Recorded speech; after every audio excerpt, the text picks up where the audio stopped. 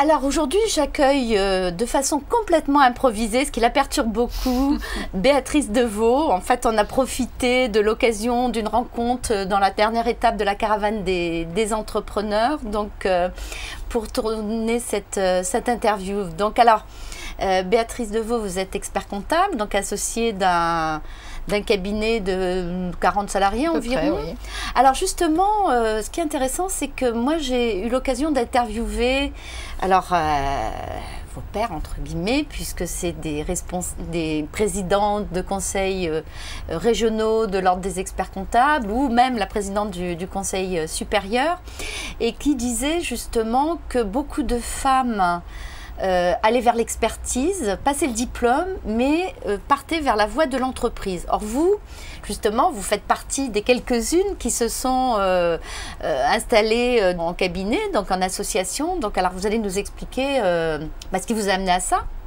Alors, je crois d'abord que mes consoeurs partent en entreprise parce que c'est extrêmement dur le cabinet. Gérer les enfants, les clients, les déplacements, les horaires, c'est extrêmement compliqué.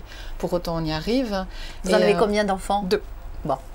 Et c'est surtout que la passion du métier, le plaisir de travailler pour les clients, d'apporter quelque chose, de gérer plusieurs entreprises, c'est vraiment ce qui nous fait avancer, quoi. Oui, parce qu'en entreprise, on a quand même une vision souvent plus limitée. Donc si c'est des très grandes entreprises, on est sur des postes de comptabilité ou qui sont vraiment très très spécifiques. Donc on n'a pas vraiment la vision globale. Donc vous, en fait, c'est la passion du métier, si j'ai bien compris, qui vous a amené, qui m'a fait rester et du client, expertise comptable. Et puis quand même, c'est un métier en profession libérale. Donc la profession libérale, c'est un métier qui s'adapte très bien aux femmes. Parce que malgré tout, quand il faut emmener les enfants au médecin à 5h30, on est capable de partir à 5h30 parce qu'on pourra faire notre travail une fois qu'ils seront couchés ou à un moment où on leur manquera moins. Donc c'est vraiment une profession qui s'adapte très bien aux femmes. C'est très dommage qu'elles partent en entreprise. Oui, surtout avec les outils de mobilité qu'on a aujourd'hui. Ce n'était pas forcément le cas il y a 35 ans, mais bon, maintenant, il y a 35 ans, je ne faisais pas de comptabilité. moi si, mais bon, j'étais très mauvaise à ça, à vrai dire.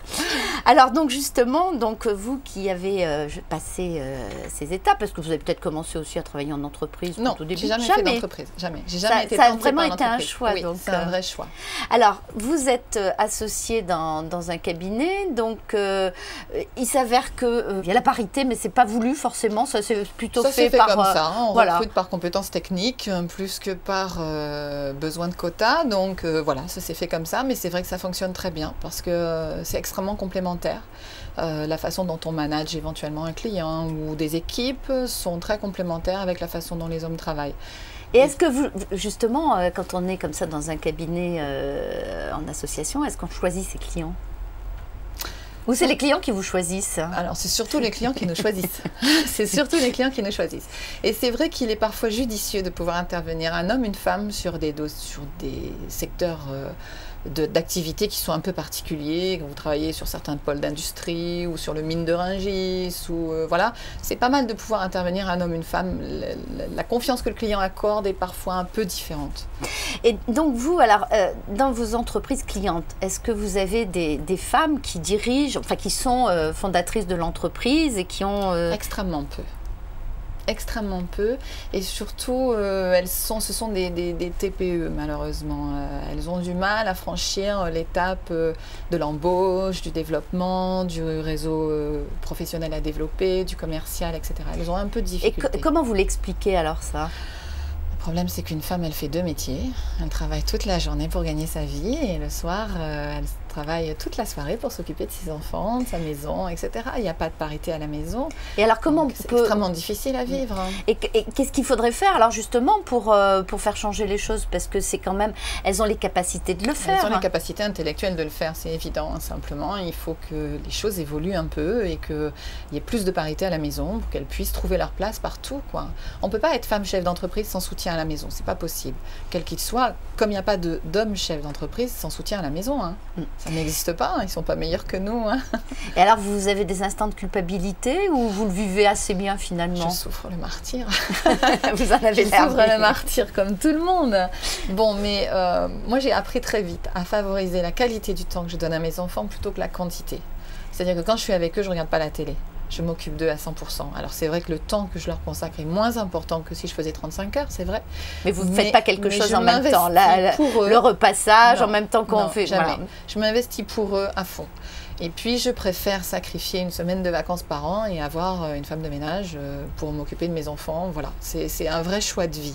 Oui. Et je pense qu'ils s'y retrouvent parce qu'ils sont extrêmement fiers d'avoir une maman autonome. Voilà, vous avez tout dit. Ils sont très heureux, voilà, ils sont fiers quand je leur explique ce que font mes clients ou quand je suis invitée à une inauguration, ils sont super contents. Enfin bon, voilà, ils participent vraiment à toutes ces choses-là, quoi.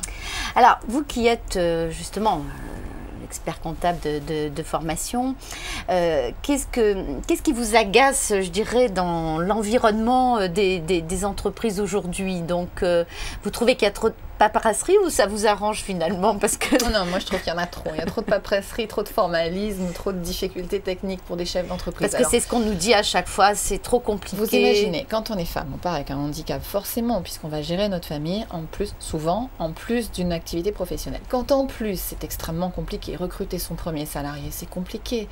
On peut se passer d'un expert comptable le temps de démarrer son entreprise, mais dès qu'on a des salariés, c'est plus possible. Donc, au stress de développer une activité, il faut rajouter le stress administratif. Bien choisir son conseil, parce qu'un conseil, ça se choisit. Voilà, parce exactement. Voilà. C'est vraiment beaucoup de handicap à la création d'entreprises. C'est vrai pour les hommes aussi, mais les handicaps sont plus grands pour les femmes. Alors, il faudrait donner un peu d'air et puis alléger les formalités. Il faudrait donner un peu d'air aux entreprises, leur permettre d'alléger les obligations formalistes, enfin bon, et puis simplifier tout, simplifier les procédures. Alors, parallèlement, vous avez le temps de vous engager dans des associations, des clubs d'entrepreneurs ou au niveau de l'ordre des experts comptables? Alors, je dois reconnaître que moi, pas encore. En fait, dans la vie d'une femme, il y a des étapes. Oui. Elle commence à s'engager dans sa carrière, puis elle fait des enfants, puis les enfants grandissent et enfin, elle va pouvoir faire autre chose. Donc à l'âge que j'ai, j'arrive dans la période de ma vie où je vais peut-être pouvoir commencer à faire un peu autre chose que de m'occuper de mon métier de mes enfants. Et oui, c'est une envie qu'on a. Oui, bien sûr, c'est une envie qu'ont toutes les femmes un jour, de rencontrer d'autres femmes et de s'investir dans des choses comme ça, oui, bien sûr. Alors, vous, est-ce que vous êtes optimiste par rapport à ce qui se passe aujourd'hui sur toutes ces petites entreprises qui parfois, avec la crise, ont des baisses de chiffre d'affaires? Qu'est-ce qui fait la différence entre celles qui vont... justement s'en sortir, c'est l'innovation, c'est-à-dire de baisser les bras, de chercher... Oui. C'est l'ingéniosité du dirigeant, ça c'est sûr, c'est-à-dire qu'il faut jamais baisser les bras, rien n'est jamais perdu dans la vie. Il faut se battre, accepter de se battre tout le temps, que ce soit en tant que chef d'entreprise, mais même pour nous, profession libérale. Et puis il faut faire preuve d'un peu d'ingéniosité et de bon sens. Voilà, quand ça ne va pas, il faut prendre les bonnes mesures, il ne faut pas tergiverser pendant très longtemps, il faut faire preuve de bon sens. Et ça, les femmes l'ont vraiment très souvent. Elles savent trancher, elles savent prendre la bonne décision, elles savent vraiment faire ça bien. Alors, qu'est-ce que vous diriez à une de vos consoeurs là, qui hésite en se disant « Oh là là, avec les enfants, je ferais mieux d'aller en entreprise, mais j'aimerais tellement mieux m'occuper de clients. » Donc, vous lui diriez quoi? Je lui dirais de surtout ne pas baisser les bras et partir en entreprise. C'est un métier extrêmement passionnant qu'on n'aura pas plaisir à quitter le jour où on partira à la retraite. Donc il faut y aller absolument. Et que la gestion des enfants, ça se fait franchement bien. Et puis, encore une fois, c'est une profession libérale. Il faut vraiment y aller. Il ne faut pas avoir peur. Et puis il y a l'association dans notre métier. On n'est pas obligé de se mettre à son compte toute seule. On peut aussi s'associer, on y trouvera sa place. Voilà, donc il y a vraiment de la place pour tout le monde. Il nous faut des femmes. Venez nous retrouver. Merci Béatrice. Ben, vous voyez, c'était pas si difficile que ça. On va voir le résultat. Vous voyez, il faut oser. Il faut oser, c'est vrai. Voilà. Merci beaucoup. Merci.